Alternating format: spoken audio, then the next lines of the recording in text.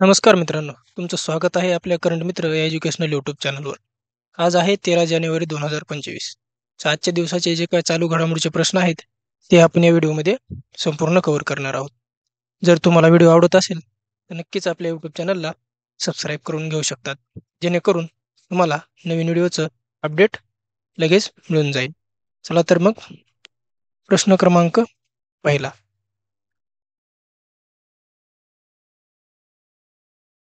प्रश्न क्रमांक पहिला आहे.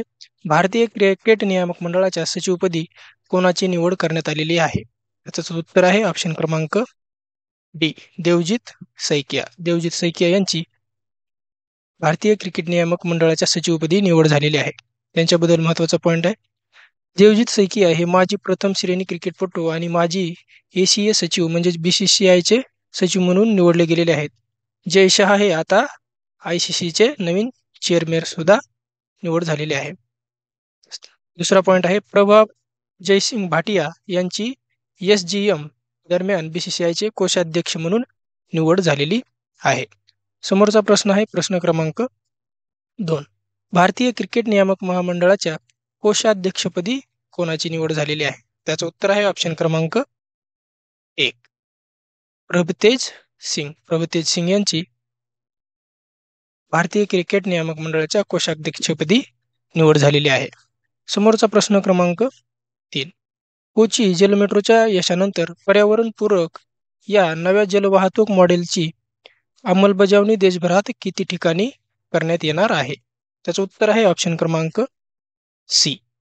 18 ठिकाणी या पर्यावरणपूरक नव्या जलवाहतूक मॉडेलची अंमलबजावणी करण्यात येणार आहे. समोरचा प्रश्न क्रमांक 4. यावर्षी भारतीय हवामान विभागाचा कितवा वर्धापन दिन साजरा करण्यात येत आहे? त्याचं उत्तर आहे ऑप्शन क्रमांक सी. 150वा वर्धापन दिन हा साजरा करण्यात येत आहे. त्याच्याबद्दल महत्त्वाचे पॉईंट आहेत. हवामानाचा अंदाज घेण्यासाठी काळानुरूप अधिक आधुनिक हवामान प्रयोगशाळा असणं आवश्यक आहे. यासाठी भारतीय हवामान विभागाची स्थापना करण्यात आलेली होती. त्याची स्थापना आहे 15 जानेवारी 1875 रोजी कलकत्ता इथं भारतीय हवामान विभागाची स्थापना करण्यात आलेली होती. त्याला 2025 मध्ये 150 वर्ष पूर्ण होत आहेत. त्या संदर्भात वर्षभर चालणाऱ्या या कार्यक्रमात अनेक प्रकारचे कार्यक्रम होणार असून या अंतर्गत कार्यशाळा, आंतरराष्ट्रीय चर्चासत्र, प्रदर्शने तसेच विद्यार्थ्यांशी संवादात्मक सत्रे आयोजित केली जाणार आहेत. समोरचा प्रश्न क्रमांक 5. यावर्षीचा राजमाता जिजाऊ यांचा कितवा जन्मोत्सव सोहळा साजरा करण्यात आलेला आहे? त्याचं उत्तर आहे ऑप्शन क्रमांक बी. 427वा जिजाऊंचा जन्मोत्सव साजरा करण्यात येत आहे. त्याचं महत्त्वाचे पॉईंट आहेत. छत्रपती शिवाजी महाराज यांच्या मातोश्री राजमाता जिजाऊ यांचा जन्मदिवस 427वा या जयंतीनिमित्त शिंदखेड राजा येथील राजमाता जिजाऊ जन्मोत्सव सोहळा मोठ्या उत्साहात साजरा करण्यात आलेला आहे. दुसरा पॉईंट आहे. राजमाता जिजाऊ यांचा जन्म 12 जानेवारी 1598 मध्ये बुलढाणा जिल्ह्यातील शिंदखेड राजा इथे झालेला होता. समोरचा प्रश्न क्रमांक 6. विविध कर रूपाने गोळा होणाऱ्या महसुलातून राज्यांना 15व्या वित्त आयोगाच्या शिफारसीनुसार किती टक्के रक्कम दिली जाते? त्याचं उत्तर आहे ऑप्शन क्रमांक बी. 41% ही रक्कम दिली जाते. समोरचा प्रश्न क्रमांक 7. 15 जानेवारी हा दिवस कोणत्या खेळाडूचा जन्मदिवस हा राज्य क्रीडा दिवस म्हणून साजरा करण्यात येत असतो? त्याचं उत्तर आहे ऑप्शन क्रमांक सी. खाशाबा जाधव यांचा जन्मदिवस हा राज्य क्रीडा दिवस म्हणून साजरा केला जातो. त्याच्याबद्दल महत्त्वाचे पॉईंट आहे. खाशाबा दादासाहेब जाधव याचा जन्म कधी झालेला आहे? 15 जानेवारी 1925 आणि मृत्यू 14 ऑगस्ट 1948. हे भारतीय फ्रीस्टाईल कुस्तीपटू होते. त्यांनी हेलसिंगी येथील 1952 मधील उन्हाळी ऑलिम्पिकमध्ये कुस्तीमध्ये कांस्य पदक जिंकून प्रसिद्ध होते. समोरचा प्रश्न क्रमांक 8. भारताची स्पेस डॉकिंग यशस्वी झाल्यानंतर स्पेस डॉकिंग करणारा भारत हा कितवा देश ठरणार आहे? त्याचं उत्तर आहे ऑप्शन क्रमांक डी. भारत हा चौथा देश ठरणार आहे. त्याच्याबद्दल महत्त्वाचे पॉईंट आहेत. यामुळे स्पेस डॉकिंग करणारा भारत हा जगातील 4था देश ठरणार असून इस्रोच्या म्हणण्यानुसार स्पेडेक्स मिशन ही 2 लहान अंतराळाचा वापर करून इन स्पेस डॉकिंगच्या प्रत्यक्षीकरणासाठी एक फायदेशीर तंत्रज्ञान प्रात्यक्षिक मिशन आहे. हे तंत्रज्ञान भारताच्या अंतराळ महत्त्वाकांक्षेसाठी आवश्यक आहे. समोरचा प्रश्न आहे प्रश्न क्रमांक 9. दर किती वर्षांनी कुंभमेळ्याचे आयोजन केले जातं? तर त्याचं उत्तर आहे ऑप्शन क्रमांक डी. दर 12 वर्षांनी कुंभमेळ्याचं आयोजन केलं जातं. त्याच्याबद्दल महत्त्वाचे पॉईंट आहेत.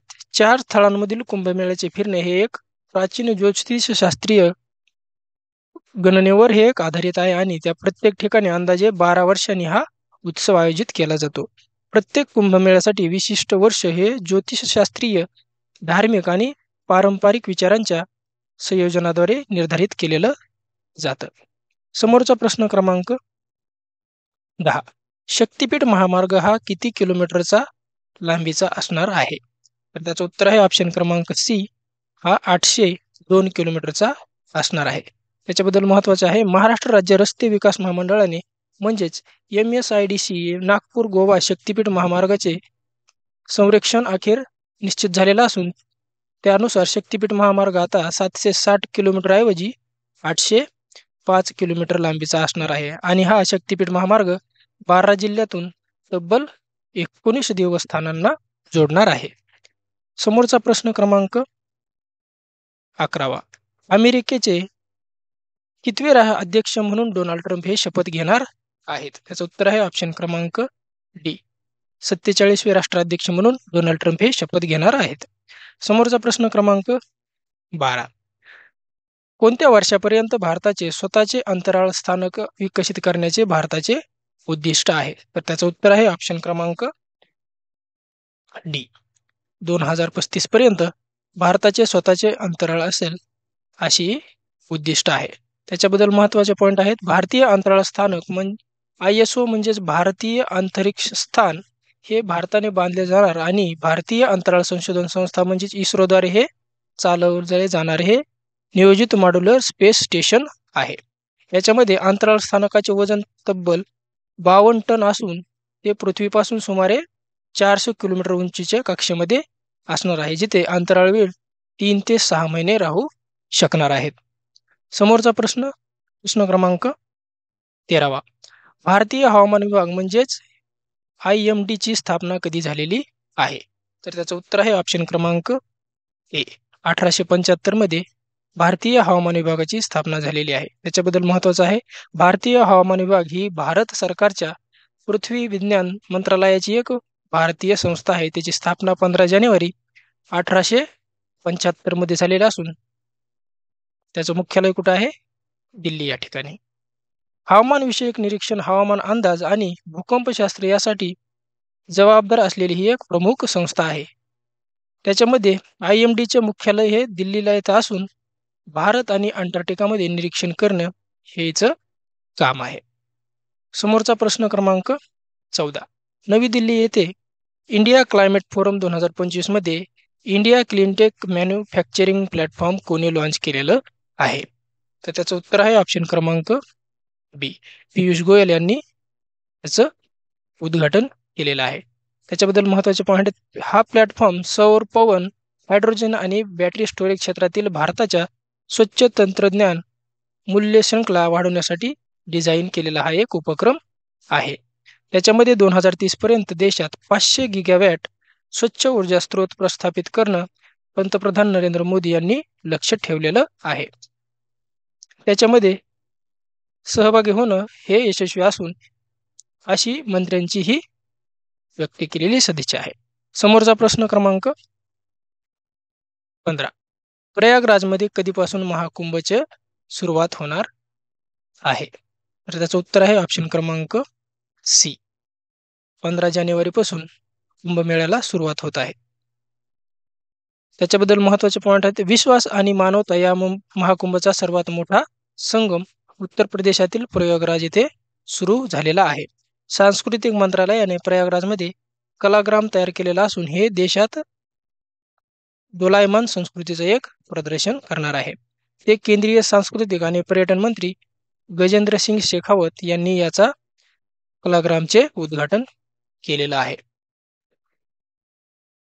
यानंतर आपण काही महत्त्वाचे वन लाइनर स्वरूपामधील प्रश्न पाहणार आहोत.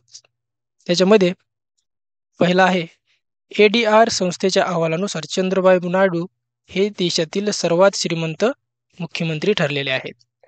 दुसरा आहे, इस्रोने स्पेस डॉकिंग एक्सपेरिमेंटमध्ये स्पेडेक मोहिमेचे यशस्वी प्रक्षेपण केलेलं असून त्यामुळे भारत स्पेस डॉकिंग तंत्रज्ञान करणारा हा चौथा देश ठरला आहे. समोरचा आहे, चीनने जगातील सर्वात वेगवान बुलेट ट्रेन CR450 ही विकसित केलेली आहे, ज्याची वेग ताशी 450 किलोमीटर आहे. समोरचा आहे, अखिल भारतीय तंत्र शिक्षण परिषदेने म्हणजेच AICTE 2025 हे वर्ष कृत्रिम बुद्धिमत्ता वर्ष म्हणून जाहीर केलेलं आहे. समोरचा आहे, महाराष्ट्र राज्याने सौर पंप योजनेत प्रथम क्रमांक पटकावलेला आहे.